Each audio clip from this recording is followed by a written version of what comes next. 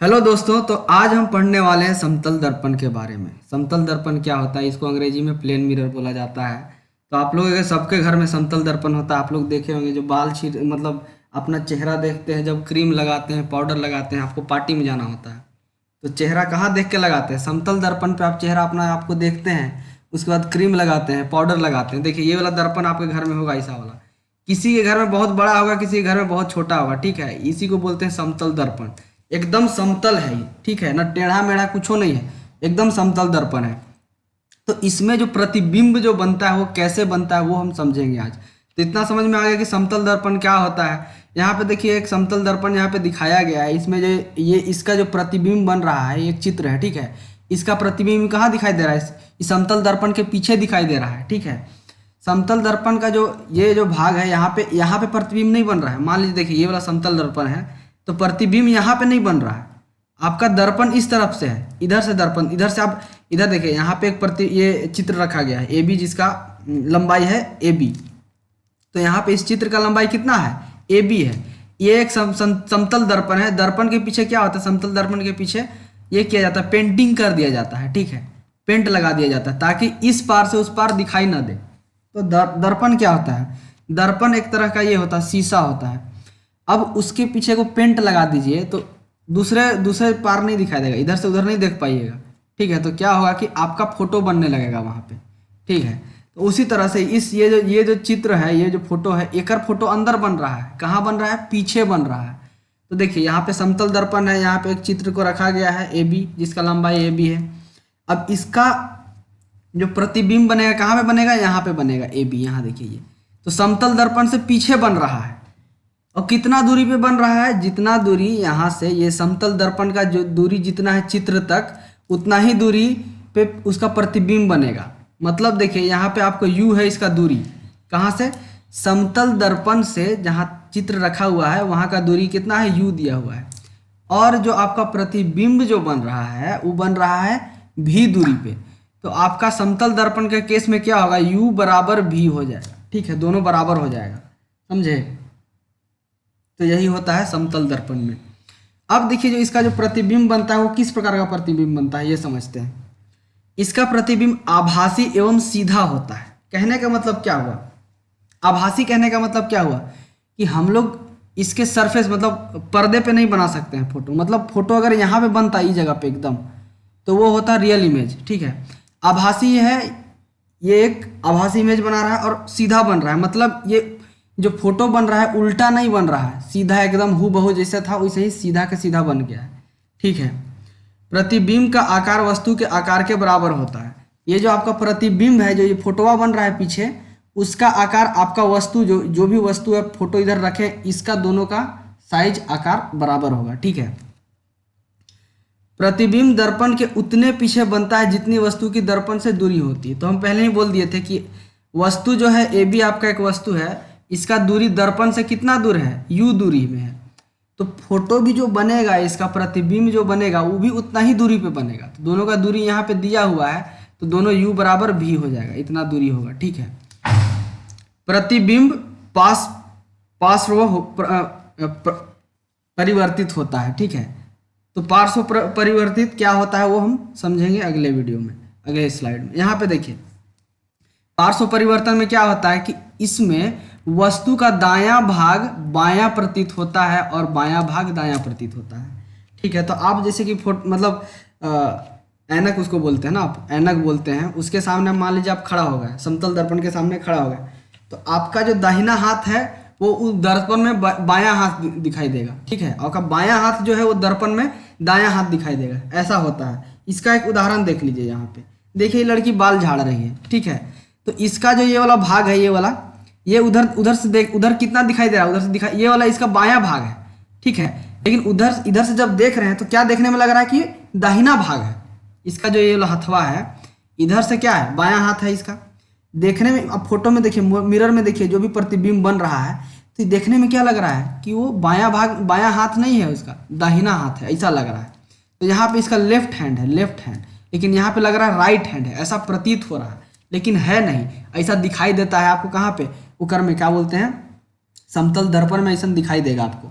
उसी तरह से ये जो हथवा से लेकर से बाल झाड़ रही है ये ठीक है, ये वाला बाल जो झाड़ रही है, ये वाला इसका कौन सा हाथ है? ये वाला इसका हाथ है, दाहिना हाथ है। लेकिन ये फोटो में देखिए, मिरर में जब दिखाई दे रहा है तो लग रहा है कि नहीं, बायां हाथ में अति बाल झाड़ रही है। ठीक है, देखने में लग रहा है कि दाहिना हाथ से बाल थोड़ी ना झाड़ रही है, वो देखने में लग रहा है कि बायां हाथ से बाल झाड़ रही है। इसी को बोलते हैं पार्श्व परिवर्तन।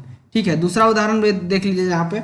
तो दूसरा उदाहरण में देखिए, ये आदमी को फोटो दिखाया जा रहा है, मिरर दिखाया जा रहा है। इसका जो आँख है, दायां आँख है वो बायां दिख रहा है, बायां आँख है जो दायां दिख रहा है। ये आदमी को देखिए, इधर से देखने में लग रहा है, ये जो जिससे ये पकड़ा है, ठीक है, जिससे ये मिरर को पकड़ा है, वो लग रहा है इधर से इसका कौन सा है? दाहिना हाथ है।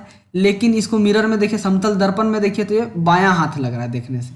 ठीक है, तो खाली अगर आप दर्पण में देखिए, ये आदमी को नहीं देखिए, ठीक है, और सीधे दर्पण में देखिए, तो आपको क्या लगेगा कि जो भी आदमी इसके अंदर है उसका जो हाथ है, ये वाला हाथ बायां हाथ है। लेकिन वैसा नहीं है, जो आदमी का वहाँ पे प्रतिबिंब बन रहा है, उस आदमी का हाथ कौन सा है? दाहिना हाथ वहाँ पे दिखाई दे रहा है आपको। ठीक है, तो ऐसा होता है। ठीक है, इसको पहले बढ़िया से मिटा लेते हैं। ठीक है, एक बार फिर से इसको मिटा लिया जाए। ठीक है, अगला उदाहरण में देखिए कि आप देखते होंगे कि एम्बुलेंस जो होता है, उसमें जो एम्बुलेंस होता है उल्टा लिखा हुआ रहता है। आप देखे होंगे, आप बहुत बार सोचते होंगे कि उल्टा क्यों लिखा हुआ रहता है। जो एम्बुलेंस होता है लिखा हुआ, उल्टा क्यों लिखा रहता है?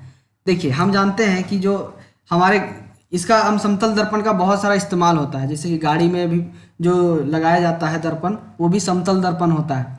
तो यहाँ पे समतल दर्पण पे हम जानते हैं कि जो प्रतिबिंब बनता है वो दाहिना बायां तरफ का दिखता है, बायां वाला दाहिना तरफ दिखता है। ठीक है, तो अगर गाड़ी पीछे से, अगर एम्बुलेंस आएगा, यहाँ पे एकदम सही सही लिखेगा, MAMBULANC, इस तरह से लिखेगा, तो उल्टा दिखाई देगा आपको। जो भी ड्राइवर गाड़ी को चला रहा है उसको मान लीजिए कि साइड देना है। एम्बुलेंस में क्या होता है कि एम्बुलेंस बहुत इमरजेंसी में रहता है, उसमें पेशेंट रहते हैं, उनको ले जाना रहता है जल्दी हॉस्पिटल। तो ठीक है, तो जैसे ही कोई एम्बुलेंस को देखेगा तुरंत साइड दे देगा, रास्ता दे देगा। ठीक है, ये कर देगा। अब कोई अनपढ़ रहेगा, उतना बढ़िया से नहीं पढ़ पाएगा, मान लीजिए कि सीधा सीधा लिखल रहेगा, पढ़ने की ठीक है, सीधा सीधा लिखा रहेगा, तो यहाँ पे आपको मिरर में उल्टा दिखाई देगा। ठीक है, आपको दर्पण में उल्टा दिखाई देगा। उल्टा दिखाई देगा तो आपको पढ़ने में थोड़ा सा दिक्कत होगा शुरू, तो आप तुरंत से एकदम साइड नहीं दीजिएगा। ठीक है, इसीलिए इसमें उल्टा लिखा जाता है। देखिए, इधर से स्टार्ट कर रहे हैं, एम्बुलेंस इधर से स्टार्ट करके इधर तक लिखा जाए, ताकि अगर कोई भी आदमी जो गाड़ी चला रहा है वो देखे तो उसको एम्बुलेंस एकदम सीधा सीधा दिखाई दे और बढ़िया से पढ़ पाए। ठीक है, इसीलिए उल्टा लिखा देता है। आप लोग, बहुत लोग सोचते होंगे कि यहाँ पे लिखने में गलती किया गया है। ठीक है, लेकिन गलती नहीं किया जाता, दिमाग लगा के लिखा है। उसको मालूम है कि समतल दर्पण में जो प्रतिबिंब बनता है कैसा बनता है, इसीलिए वो पढ़ा लिखा आदमी है। ठीक है, उतना उसको समझदारी है, वो समझदार है, उसको मालूम है भाई कि समतल दर्पण जो इस्तेमाल होता है गाड़ी सब में। ठीक है, और यहाँ पे जो फोटो बनता है, जो प्रतिबिंब बनता है वो उल्टा बनता है, दाहिना वाला बायां बनता है, बायां वाला दाहिना दिखाई देता है, इसीलिए वो लोग ऐसे लिखता है। ठीक है, तो आपसे कन्फ्यूजन नहीं रहना चाहिए। अब यहाँ देखते हैं कि समतल दर्पण के उपयोग क्या क्या हो सकते हैं।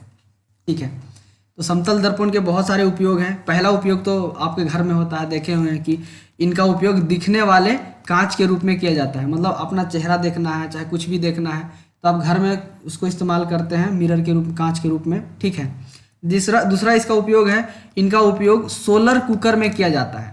सोलर कुकर होता है, क्या होता है ना कि सोलर कुकर से खाना बनाया जाता है। उस सूर्य की रोशनी जो आता है उससे क्या होता है कि उससे ऊर्जा पैदा किया जाता है, उस ऊर्जा को बदला जाता है हीट एनर्जी में। ठीक है, उससे क्या किया जाता है कि खाना बनाया जाता है। ठीक है, तो उसमें ये समतल दर्पण का इस्तेमाल किया जाता है।